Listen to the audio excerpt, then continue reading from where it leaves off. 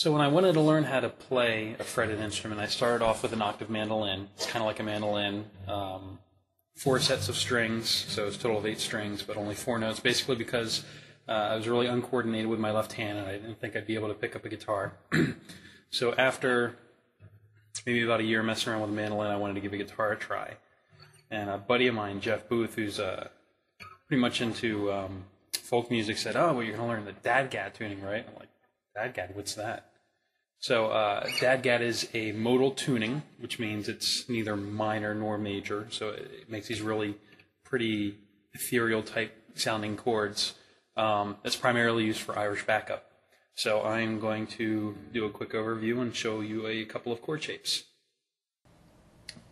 So the string setup for DADGAD is just how it's spelled. D, A, D, G, A, D. The advantage of that with Irish or backup music is you got those A and D strings ringing on the top, almost like a set of uilleann pipe drones. So you get this nice little droning sound to accompany the Irish music. So we're going to try our first chord shape, which is a D. Uber super easy, 1 finger. Hello. Ready? We're doing that on the 2nd fret, 3rd string, and we give it a nice little strum. And we get a really nice open bassy chord because we have that D in the bass. The next chord shape we will learn is a D with an F sharp in the bass, and basically we're going to take our ring finger, 3rd fret, 6th string, and we are going to dampen the 5th string, so we get this. D, D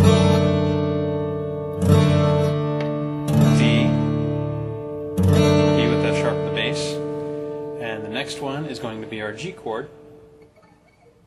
We're basically moving, we're keeping that index finger always on that 3rd string, and that's probably not going to leave for the better part of what we're learning here. All right, the G chord, take your middle finger, 5th fret, dampen the 5th string, hold down the 6th, and you get this. Real nice modal G chord. Right?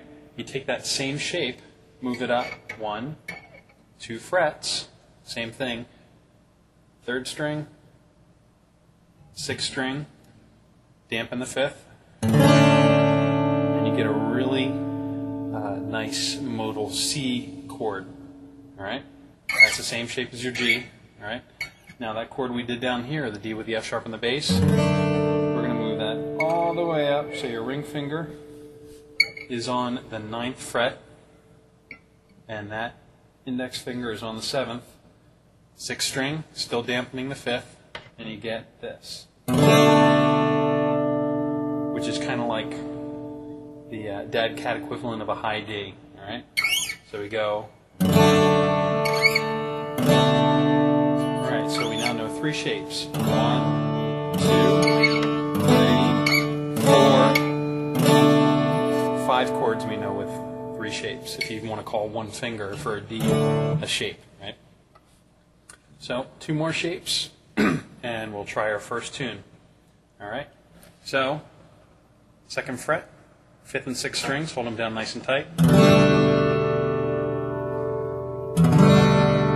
We get kind of a nice modal E minorish.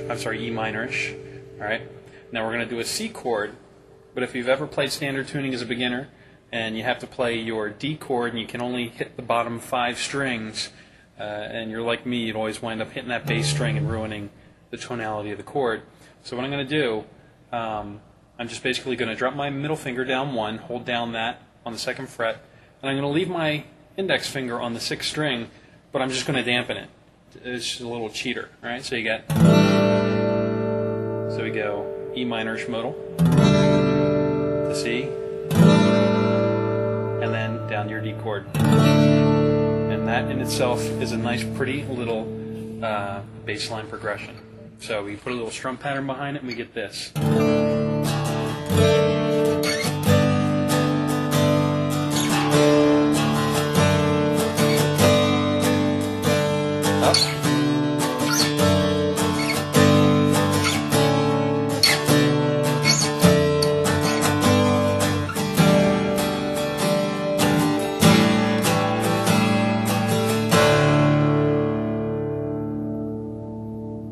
Now I cheated a little bit and used the ring finger there, but it was convenient.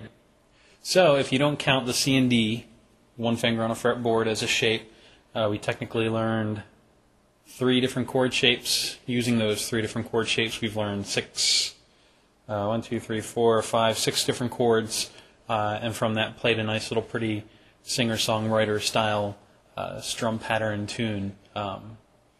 Hopefully it illustrates how easy it is to learn, especially if someone like me can play it. Hopefully you learned something. If not, better luck next time.